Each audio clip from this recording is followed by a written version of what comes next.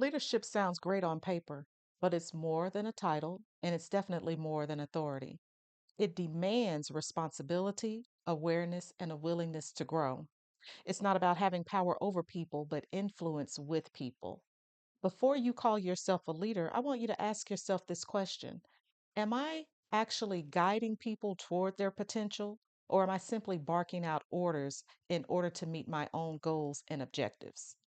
If that question made you stop and think, and I hope that it did, then you're in the right place because that's something that we're going to explore today. Welcome to Crossroads and Catalysts, the podcast with Shanita B. I am your host. This is where we discuss the thoughtful, wise, and strategic perspective at a crossroads can be the catalyst for change. I, like many of you, have found myself at a crossroads when it comes to management and leadership because there definitely is a difference.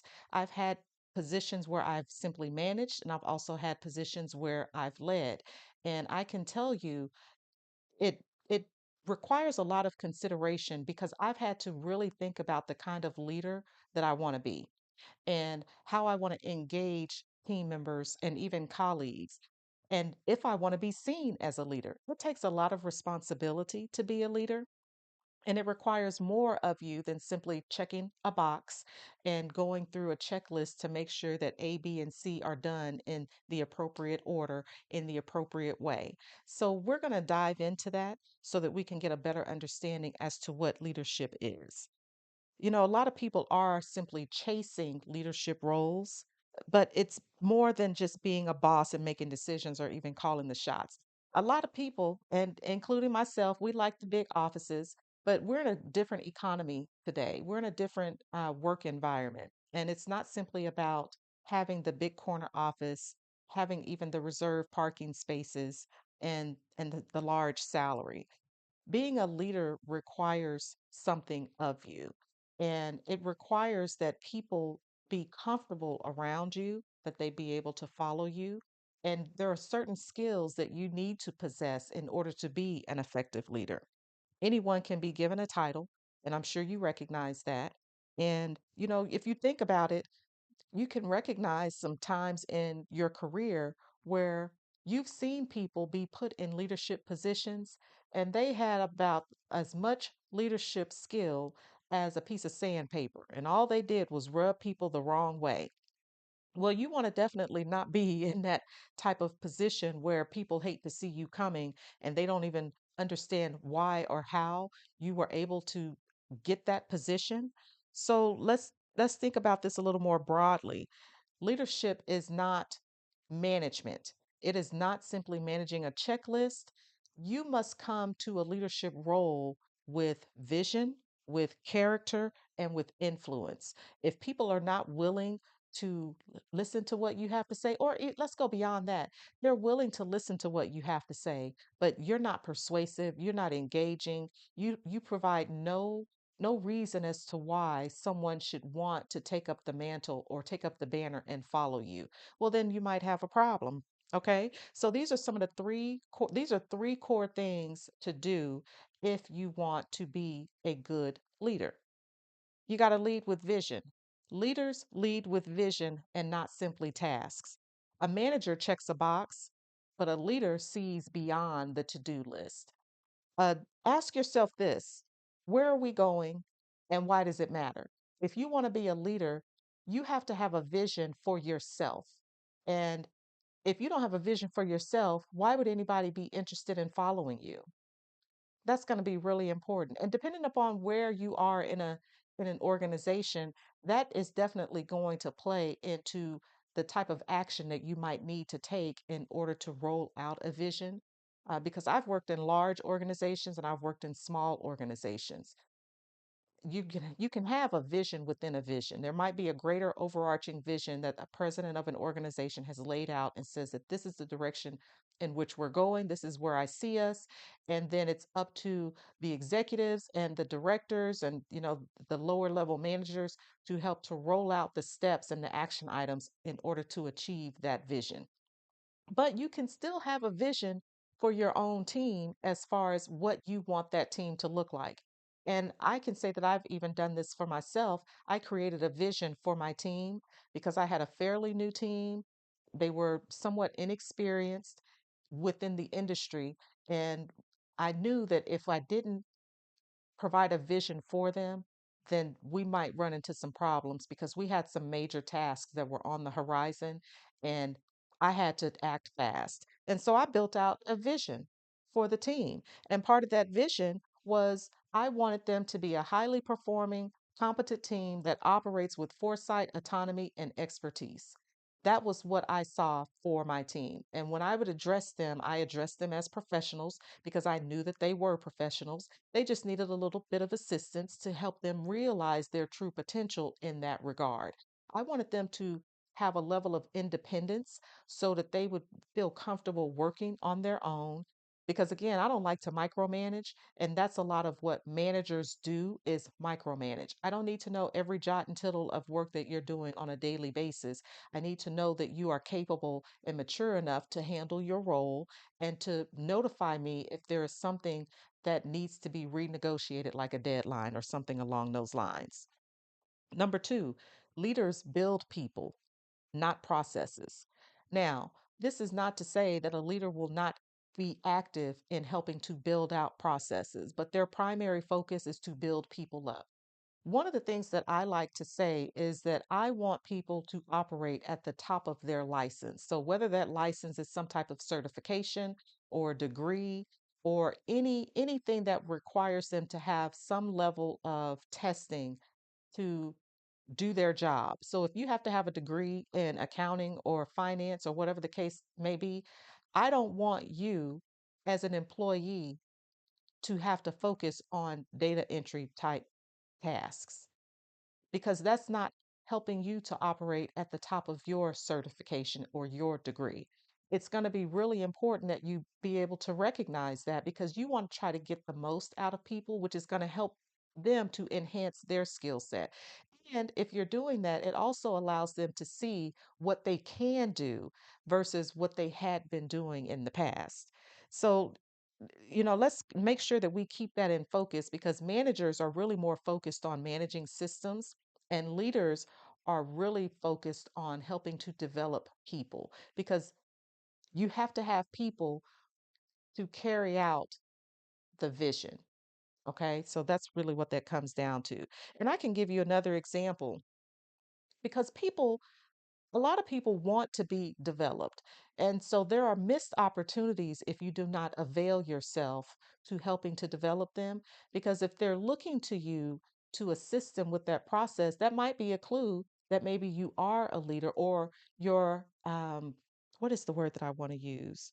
You're a burgeoning leader because people might see things in you. And because they see certain skills in you, they have a desire to want to know more from you and so they will avail themselves to your advice and your counsel.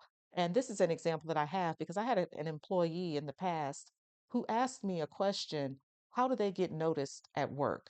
And this person did not report directly to me, even though they were on my team. We had a middle manager between the two of us. But they asked. And so, the advice that I gave them was anytime that you are in a meeting, and you want to make sure that people are aware that you are actually participating in the meeting, or you want more people to know who you are and what you do, you should ask questions. And it doesn't matter what the question is as long as it's related to the topic at hand.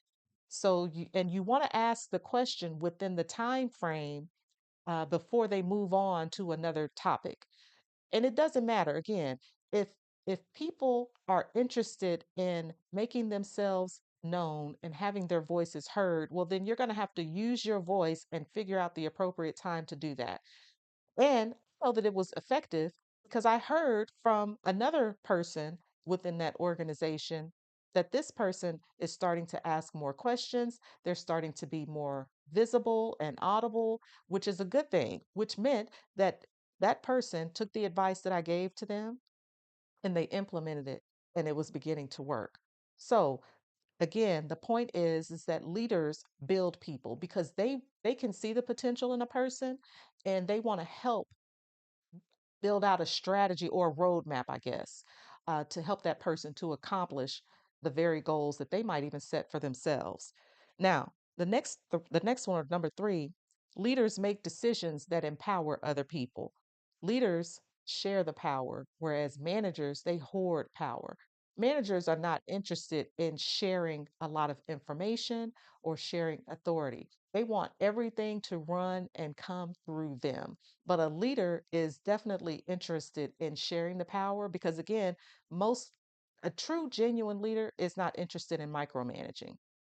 They want to make sure that when they have the discussion, they have the meeting, that everybody is on the same page, everybody knows what it is that's necessary to get done, and everything does not have to funnel itself right back through them. Now, of course, there might be policies in place. There's hierarchy and obligational authority within organizations that say that, this person over here has to do this person over there has to do this.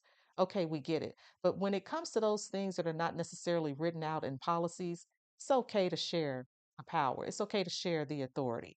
We're not talking about giving them a blank check with the signatory authority. And so this is why it's really important that you understand and assess where you are. If you want to be a leader, if and you're already a manager, ask yourself this question. How do I feel or what do I think anytime I hear or recognize that someone on my team has made a decision that I was not involved in? Depending on what that situation is, if you got upset or maybe even offended, then maybe all you're doing is being a manager.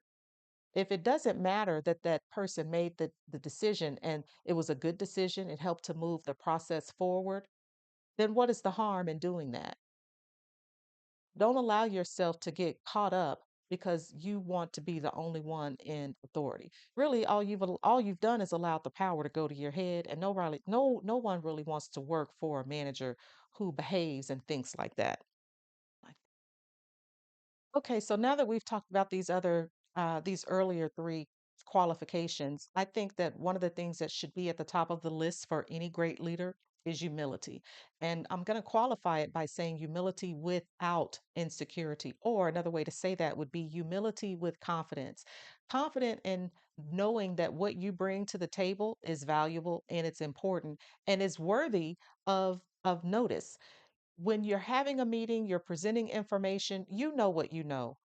Other people may know what you know, but they know it from their perspective and not yours. And the reason why you're in the leadership role or trying to get into the leadership role is because you believe that you can bring value to that scenario in a much different way than maybe someone else can. So the two are not diametrically opposed. And I think one of the other things that helps to underscore that is vulnerability. You have to be able to demonstrate a level of vulnerability if you want people to be able to relate to you. Everyone is vulnerable, but not everyone is humble. I'm sure you can probably even think about your own work experience in working under certain managers and or leaders and recognizing that there were some who just did not demonstrate any level of humility, and it really stinks, and nobody really wants to be around or be led by the leader who does not demonstrate that. When the two become divorced from one another, and by the two I mean humility and vulnerability, I think oftentimes what can happen is that people go into self preservation mode. And then you really start to see some unbecoming behaviors that should really disqualify people from being leaders. But oftentimes, they're able to get by maybe because of who they know or what they know. And sometimes we're valuing what we think a person can bring more than the person themselves and what they're doing to the overall culture and the business, uh, that is supposed to be served by this leader. And okay, so another thing that I think is important to detail is self regulation. You have to have the ability to self regulate. This is one of those things that really falls together with emotional intelligence. You got to be able to read a room, you have to be able to exercise discipline over your own. Emotions and the expression of those emotions. Because when you're a leader, and it doesn't matter at what level of the organization that you're serving in, leadership comes with a lot of responsibility and some pretty heavy burdens depending on how high up the ladder you're climbing. You're going to find yourself being triggered by some things that are either done or said, and you have to know beforehand how you are going to handle those high stress moments, things that are going to trigger you. And Being able to pull back and evaluate and then address it, it's going to work for you rather than against you. And that is one of the things that I think is really important. Okay, and finally, I think one of the other qualifications or characteristics that a leader should possess is the ability to say, I don't know. That goes a long way. As a leader, because you're trying to influence people, you can exercise greater influence with people if you demonstrate that you are trustworthy and that you're willing to admit that there's something that you're just not clear about, and that you have to do some additional digging and some additional research in order to come to a conclusion and provide whatever details might be necessary to help make a decision or whatever the case may be. But you want to be able to demonstrate that you can be trusted. If you know everything, you might know nothing. I think that it's important to have these additional three qualifications. And to be sure, there are so many other qualifications that go along with being a good leader. And we didn't even touch the surface, really. Or actually, we didn't even get to a lot of the other good qualifications. But the one that I'm going to wrap it up with that I think also is important is listening ability. A good leader is a good listener. They're observant, they're listening, they're trying to understand the information that is being provided to them. And it doesn't matter from whom. You don't want to just surround yourself by the people who are laterally um, complementary to you. You want to listen to the people above you and you want to listen to the people below you. If you're not listening, you're not gaining any additional insight. And you definitely don't want to surround yourself with yes men. You want to hear from people who have thoughts and opinions that differ from yours so that you can question, well, why is that? Because they might have some valid information that can be helpful to you as you're continuing to climb that leadership ladder, or as you're trying to actually get in to those settings where you can become a leader. So take these things for what they are. These are just tips that can assist you as you're either trying to better yourself as a leader or you're trying to get into leadership roles. And these are some things that I think will be very helpful to you. I can tell you that from my own personal experience, I've had to use all of these things plus, and humility is definitely one I would say that's at the top of my list because I think all of us at some point in our careers has had to eat some humble pie. And if you've been blessed or fortunate enough, you haven't had to eat a whole lot of it. You have to learn from the mistakes that have been at your own hand. And you want to learn from the good feedback of others. And you definitely want to take the opportunity if you have leadership that is around you and they're demonstrating some characteristics that you would like to demonstrate yourself or incorporate into your own thinking and behavior. Well, reach out to those people. People love to talk about the things that help them in their career. All you have to do is ask. So, we're going to close with that. I really do hope that you heard something that challenged you. And if you did, reflect on it, decide, and move. The choice is completely up to you. And additionally, if you have a story that you would like to share or a crossroads that you've navigated recently or in the not so distant past, I would love to hear about it because I would like to share it maybe on a future podcast. So reach out to me at theshanita.brown@gmail.com. And remember, crossroads reveal who you are, catalysts shape who you become. So be relentless. Until next time.